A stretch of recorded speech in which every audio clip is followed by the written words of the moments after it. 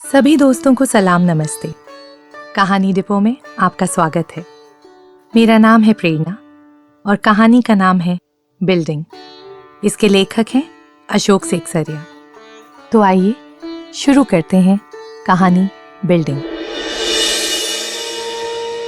मुन्नी ने दरवाजा खोला तो देखा दिलीप खड़ा है। एकाएक उसे विश्वास नहीं हुआ। कुछ देर पहले ही वह दिलीप की बात सोच रही थी। सोचते सोचते उसे भला लगने लगा था, पर बीच में ही उसे दिलीप का उसके प्रति हमेशा का बर्ताव याद आया तो सोचना बंद करने की कोशिश में वह हताश पलंग पर पसर गई। दिलीप को दरवाजे पर खड़ा देख गुस्से में कांप गई। 2 महीनों में उसने रमेश को कम से कम 6-7 चिट्ठियां लिखी थीं, पर उनमें बस मुन्नी अच्छी होगी के आगे कुछ नहीं लिखा। प्रतिहिंसा में उसने चाहा कि वह दिलीप को झपाटे से कह दे, रमेश नहीं है, वह बाहर गया है और 6-7 दिन बाद लौटेगा। उसके मुंह में शब्द आने को ही थे कि वह उन्हें गटक गई। संभलती और चेहरे पर लापरवाही लाती हुई बोली, कब आए? नौकरी छोड़ दी? रमेश तो बाहर गया है। पर उसके कहने में यह नहीं था कि रमेश नहीं है, इसलिए तुम्हें यहां क्या काम? दिलीप कुछ नहीं बोला। दरवाजा उसने खुद ही धकेल दिया और सोफे पर बैठ गया। 1-2 पल मुन्नी को देखता रहा, फिर बोला, रमेश नहीं है, यह मैं जानता हूं, तुमसे पहले जानता हूं। मुन्नी उसके आत्मविश्वास को खींच से देखती रही और बैठने को ही थी कि दिलीप बोला, प्यास लगी है, पानी पिलाओ। 2 महीने नौकरी करने के बाद 2 सप्ताह की छुट्टी लेकर वह मुन्नी से केवल यही पूछने अपने शहर आया था कि वह उससे शादी करेगी क्या। ड्राइंग रूम में पानी का इंतजार करते हुए वह वर्षों से देखते आए कमरे को फिर देख गया। ट्रेन में बैठे बैठे वह जो कुछ सोच रहा था उसका ख्याल आया तो उसे लगा वह किसी पैसे वाले क्लब के नाटक के ड्राइंग रूम में बैठा है। गलीचे, सोफे, फूलदान और रेडियो। नाटक देखते वक्त सेट पर किराए के झूठे फर्नीचर को देखकर मन में जिस अवास्तविकता और विरक्ति का बोध होता है, वैसा ही बोध उसे हुआ। उसने टेबल पर पड़े मुन्नी के पिता के सिगरेट का डिब्बा उठा लिया। बड़े लहजे से एक सिगरेट छांटी, पर दिया सलाई नहीं थी। मुन्नी पानी लेकर नहीं आई, शरबत बना रही होगी। मुन्नी का अपने गुस्से के बावजूद व्यावहारिकपन उसे कभी कभी अच्छा लगता था। सहज आत्मीय भाव से उसने मुन्नी को आवाज दी कि दिया सलाई भी लेती आना। अपनी आवाज की स्वाभाविकता पर उसे विस्मय हुआ। उसे लगा कि वह दरअसल किसी अवास्तविक स्थिति में नहीं है। 2 महीने की नौकरी के दौरान उसने मुन्नी से शादी करने का फैसला कर लिया। यह उसके लिए भी अचरज था। अपने अचरज को कम करने के लिए उसने दूरी से चीजों के साफ होने की बात सोची, पर यह किताबी बात थी और उसे बिल्कुल मंजूर नहीं थी। मुन्नी से दूर होने के कारण या नौकरी लग जाने के कारण यह फैसला कर सका, ऐसी बात शायद नहीं थी। अगर थी भी तो अपने अभिमान के कारण वह यह मानने को तैयार नहीं था। अपने शहर में वह मुन्नी के बारे में जो सोचता था उससे बहुत अलग उसने बंगलौर में नहीं सोचा। मुन्नी का दुबला पतला गोरा शरीर और कलाइयों पर उभरी हुई नीली नसें उसे यहां भी याद आती थीं और वहां भी। मुन्नी बहुत सुंदर थी, यह वह शुरू से जानता था, पर उसका दुबला पतला शरीर और उसकी उभरती हुई नीली नसें उसमें कभी कभी एकदम ठंडे पानी किसी कटकटाहट सा डर जगाती। और फिर मुन्नी का अपनी सुंदरता का छिपा दर्प, तीखापन और व्यंग उसे गुस्सा दिलाता।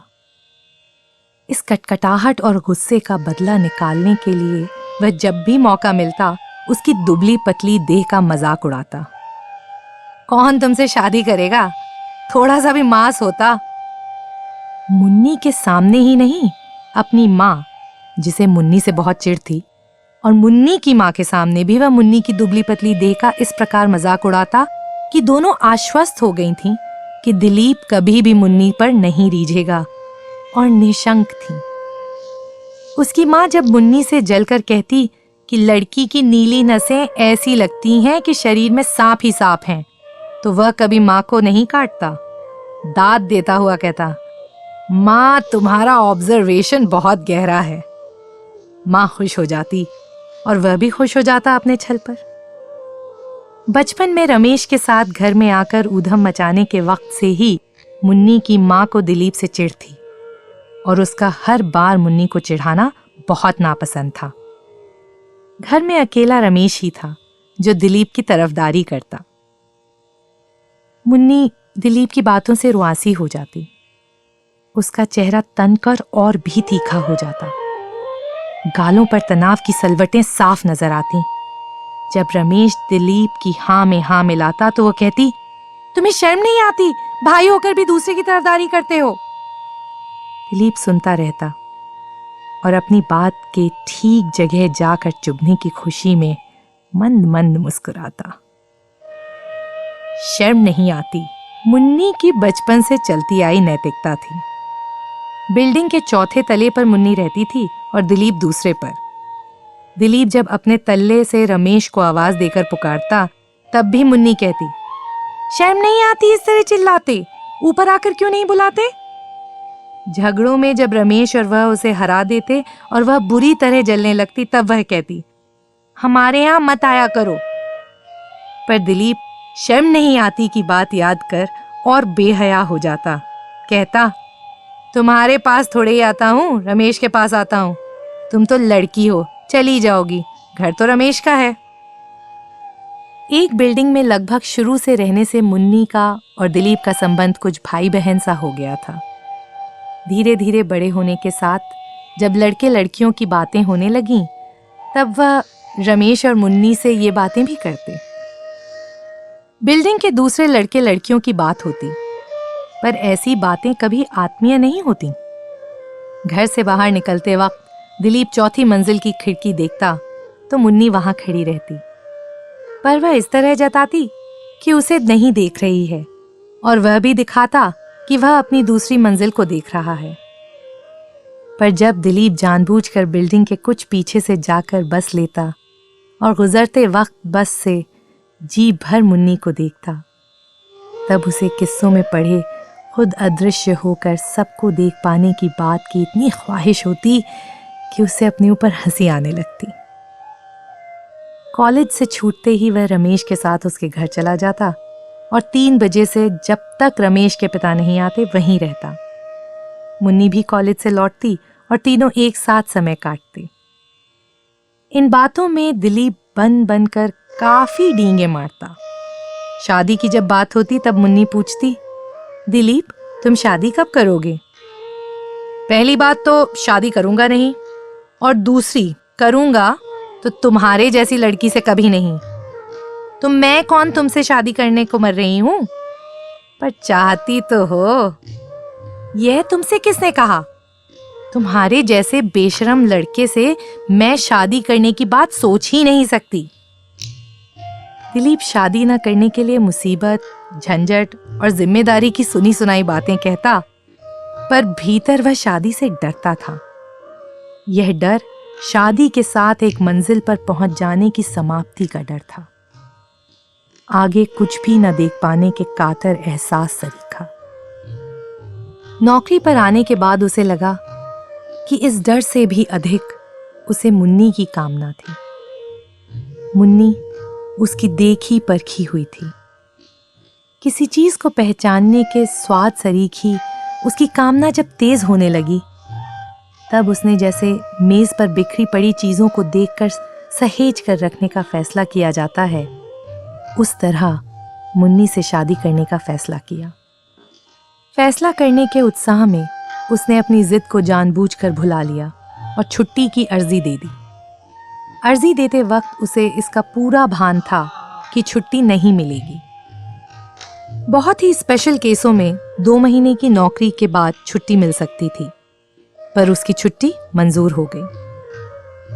ट्रेन में बैठे बैठे उसे अपने फैसले का पूरा ध्यान हुआ, तो उसे लगा कि वह खाना खाने बैठा था और अपनी भूख का अंदाजा नहीं कर पा उसने दोबारा कुछ लेने से इनकार कर दिया। पर खाना खत्म करते करते उसे भूख का एहसास हुआ और दोबारा फिर मांगने की शर्म उसे रोक रही है। यह सोच उसे कुछ राहत सी मालूम हुई। मुंह से च्युइंगम निकालकर उसके तार निकालने की तरह उसने इस बात को और बढ़ाया। थोड़े से प्यार से उसने सोचा कि मुन्नी से उसे शर्म और जिद नहीं करनी चाहिए। मुन्नी के सामने उसे नंगा तो होना ही है। पर यह सब कुछ सोच पाने के बाद भी वह यह निश्चय नहीं कर पाया कि उसका सारा सोच इच्छाजनित है या असल। अपनी ताकतवर देह के कारण उसे भान था कि वह सेंटिमेंटल नहीं है। मुन्नी पर मरना, उसके बिना रह ना सकना उसको एक सेंटिमेंटल बात लगती थी। कितनी बार चाह कर भी उसने इसी एहसास के कारण मुन्नी को खत नहीं लिखा। अपने नंगेपन पर उसे गुस्सा आया और इस बात का बहुत दुख हुआ कि वह भी आम लड़कों की तरह अपने मोहल्ले की लड़की पर मर सकता है। इस एहसास को कम करने के लिए उसने सोचा मोहल्ला तो दूर रहा, वह अपनी ही बिल्डिंग की लड़की को चाहता है। कम रुपयों की सहमी हुई चोरी से उसे अधिक रुपयों की चोरी साहस भरी जान पड़ी। उसने घर में तार दिया कि वह रविवार को पहुंच रहा है। जानबूझकर तार में यह नहीं बताया कि 2 सप्ताह की छुट्टी पर आ रहा है। वह जानता था तार देखकर पिता को अपनी बात सही निकलने की खुशी होगी कि वह कहीं भी टिक नहीं सकता। बाद में भले ही स्वार्थ की चेतना से उन्हें दुख हो, अपना अनुमान सही निकलने पर जो खुशी होती है उसकी वह थोड़ी बहुत कल्पना कर सकता था। उसने सोचा वह अपने पिता को सुख और दुख दोनों ही देगा। मुन्नी शरबत और दिया सलाई ले आई और उसके सामने इस कदर बैठ गई कि कहो क्या कहना है। अपने फैसले के एहसास और मुन्नी के तने चेहरे से वह थोड़ा हड़बड़ा गया। रमेश के साथ मुन्नी से बातें करते रहना अलग बात थी और इस तरह अकेले में अलग। रमेश नहीं था, इसकी उसे खुशी थी। वह होता तो बात भी कभी नहीं होती, महज गप रह जाती।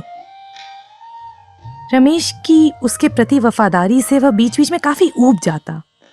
यह शायद उसमें स्वच्छंदता बाहुल्य था कि वह अपने साथ किसी का भी जुड़ाव या चिपका रहना पसंद नहीं करता था। शरबत पीते पीते उसे मुन्नी के प्रति अपने बर्ताव का परिमार्जन करने का ख्याल आया तो बोला, अब तुम काफी ठीक लगती हो। क्या मतलब?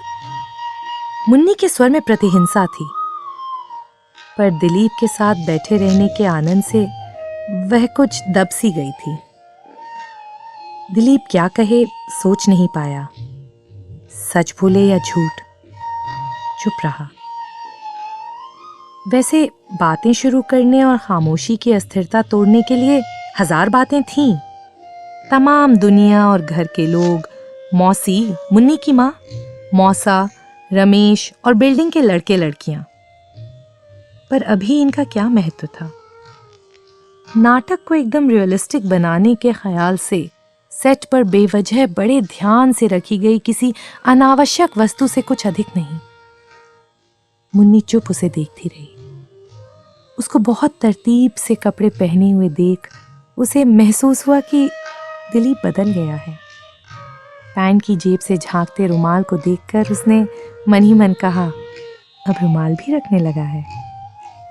दिलीप रुमाल नहीं रख पाता था, गुमा देता था। मुन्नी और रमेश जब उसके घर आते तो अक्सर हाथ पोंछने की जरूरत होने पर वह नाटकीय ढंग से अपनी माँ को बुलाता और उसके आंचल से हाथ पोंछता। यह सारा नाटक था, मुन्नी जानती थी, पर यह एकदम नाटक भी नहीं था, इसका भी उसे गहरा एहसास था। उसने कुछ नहीं कहा। उसके बिना भी दिलीप बदल सकता है, यह सोचकर उसे थोड़ा दुख सा हुआ और इसी दुख के कारण वह चुप रही और उसके चेहरे पर हल्का व्यंग्य तैर आया। व्यंग में उसका चेहरा थोड़ा तना ही था कि उसे यकायक दिलीप के नाखून याद आए। 2 साल पहले दिलीप से दूसरी लड़कियों की बातें सुनते सुनते उसकी नजर यकायक दिलीप के नाखूनों पर पड़ी। दिलीप के नाखून नीले थे और उनमें काफी दूर तक मैल भरा था। मैले नाखून देख उसे बहुत खुशी हुई थी। दिलीप दूसरी लड़कियों की बातें तो करता है, पर उनके पास जाता नहीं। जाता होता तो नाखून कटे होते। उसने नाखूनों की चेतना के कारण उन्हें छिपी नजरों से देखा तो नाखून वैसे ही थे, नीले और मैल भरे। दिलीप बदला नहीं है। यह ख्याल उसके मन में जम गया। उसके बिना बदल नहीं सकता। अपनी आशंका के दूर हो जाने के उल्लास में उसने दिलीप की ओर कोमलता से देखा। प्रेम की एक हल्की अभिव्यक्ति में अपने सुंदर बालों को कोमलता से संभालते हुए वह पूरी बेबाक नजर से दिलीप की मजबूत गठी हुई पौरुष देह को एकटक देख गई। दिलीप चुप बैठे अस्थिर हो उठा। उसके ख्याल में स्थिरता एक स्त्री गुण था और इसलिए उसने कभी स्थिर होकर बैठने की कोशिश नहीं की थी। हड़बड़ाता हुआ वो एकदम बोल उठा, मुन्नी, मुझसे शादी करोगी? मैं इसीलिए छुट्टी लेकर आया हूं। कमरे में बाहर से आती धूप जैसे अचानक गायब हो गई। नए प्रकाश के हवा से गुजरने जैसे सकपके में मुन्नी हतप्रभ हो गई। आंखें अंधेरे में विलीन सी हो गईं। वह कुछ समझ नहीं पाई। जब समझी तो कमरे के बाहर का अलस प्रकाश उसे बुरी तरह डरा गया। दिलीप के बारे में जो दूसरों की धारणा थी वह उसे सच होती हुई महसूस कर रही थी। तमाम प्रमाणों के बावजूद सुनी बातें हरदम मन में रहती हैं और उनके सही होने का खटका बना रहता है। थोड़ी देर पहले जब दिलीप नहीं आया था, माँ और पिताजी सिनेमा देखने चले गए थे और वह अपने माता पिता के रविवार को मैटिनी शो देखने की आदत पर सोचती हुई दिलीप की बात सोचने लग गई। तब इस तरह की कामना उसके मन में आई थी, पर तभी दिलीप का बर्ताव याद आया और अपनी कामना के हताश चाव में ऐसा कभी नहीं हो सकेगा, वह पलंग पर पसर गई। पर अभी वह डर गई थी। दिलीप की ओर उसने सहमी नजरों से देखा। उसके चेहरे पर वह किसी खास भाव का अंदाज नहीं लगा पाई। अपने डर को छिपाती हुई सहजता से बोली, बंगलौर की सिल्की साड़ियां मशहूर हैं, कुछ लाए हो? नहीं, और कभी लाऊंगा भी नहीं। दिलीप के इस रूखेपन पर उसे बुरी तरह गुस्सा आया। बोली, शादी करोगे तो लाना ही पड़ेगा। क्यों लाना पड़ेगा? यह शादी की कोई शर्त थोड़ी है। मुन्नी कुछ नहीं बोली। दोनों के बीच पुराना बचपना तनाव लौट रहा था। स्त्री बुद्धि से मुन्नी ने जाना उसे इस बात को यहीं टाल देना चाहिए। कुछ मजाक के लहजे में बोली, बीच वाले सोफे पर बैठो। क्यों? वहां बैठकर प्रिसाइड करते जो लगोगे। दिलीप हंस पड़ा। किसी भी जगह जाकर विशिष्ट स्थान पर बैठने की अपनी आदत पर उसे झेप महसूस हुई। कई बार उसके घर में और मुन्नी के घर में इस बात पर उसका बहुत मजाक हुआ था। बचपन में जब ट्राम पर वह जाता तब बगल की गद्दीदार बेंचों के बीच एक अलग से लगी सीट पर बैठता। जब कॉलेज में दाखिल हुआ तो उसने केवल कॉक्स बनने के लिए बोटिंग क्लब में ज्वाइन करना चाहा, तो सेक्रेटरी ने उससे कहा कि कॉक्स वही बन सकता है जो वजन में बहुत हल्का हो, उसका कोई चांस ही नहीं है। रमेश ने यह किस्सा सारे घर में बड़े रस से सुनाया था और दिलीप इस बात पर काफी झेपा भी था। अपनी झेप मिटाने के लिए हंसते हुए बोला, बेवकूफी है, पर क्या किया जाए। बेवकूफी नहीं है, यह दूसरों पर हुक्म चलाने की तुम्हारी इच्छा है। होगी, होने दो। जब यह स्वभाव ही है तब इसे बदला थोड़ा ही जा सकता है। दिलीप के स्वीकार करने में झुंझलाहट भरी कातरता साफ थी। मुन्नी को कुछ दुख हुआ। शाम की डाक पोस्टमैन दरवाजे के नीचे से खिसका गया। मुन्नी ने एक चिट्ठी खोली और पढ़ने लगी। दिलीप फिर अस्थिर हो उठा। बाद में पढ़ लेना, तुम्हारे दोस्त की चिट्ठी है। होगी, होने दो। दोस्त से एकदम इतनी चिढ़? मुन्नी की बात उसे बेहद भद्दी लगी, पर वह चुप रहा। डाक आने के साथ मुन्नी को एहसास हुआ कि चाय का वक्त हो गया। बोली, चाय पियोगे? पी लूंगा। मुन्नी चाय बनाने चली गई। अकेले 2 पल सोफे पर बैठे ही उसकी हमेशा की अस्थिरता लौट आई। सहमा सहमा वह रसोई में चला गया और बोला, तुमने जवाब नहीं दिया। जानबूझकर अनजान होती हुई मुन्नी बोली, किस बात का? शादी वाली बात का। मुन्नी के चेहरे पर हल्का उल्लास भरा विनोद छलक आया। बोली, कब करोगे? इसी महीने में। इतनी हड़बड़ी क्यों? ऐसे ही। इसके बाद दिलीप को रुकने का वक्त नहीं था। 1.5 घंटे वह काफी भिजा भिजा सा था। बोला, अब चलता हूं। चाय बन गई है, पीकर जाना। नहीं, अब जाता हूं। तुमसे बहुत बोर हो गया हूं, कल आऊंगा। चूल्हे पर चढ़ी चाय और दिलीप को बिना चाय पिए जाता देख मुन्नी को दुख नहीं हुआ। दिलीप की आदतों को उसने मन ही मन कहीं इतनी देर में स्वीकार कर लिया था और वह संतुष्ट थी। लपकती हुई वह खिड़की की ओर भागी। दिलीप दिखाई नहीं पड़ा। वह जानती थी दिलीप उसके पास से वापस अपने घर नहीं जा सकता। सीढ़ियों से उतर रहा होगा। कुछ पल बाद जब दिलीप दिख पड़ा तो वह उसको जानने के सुख से भर गई। अपनी बात सही निकलने का उल्लास उसे आह्लादित कर गया।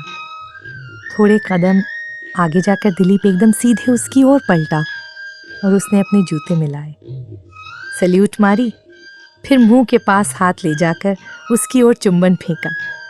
वह अपनी खिड़की पर खड़ी हंसते हंसते लोटपोट हो गई। इस तरह चुंबन फेंकना उसको कितना सस्ता लगता था, यह उसे याद नहीं आया।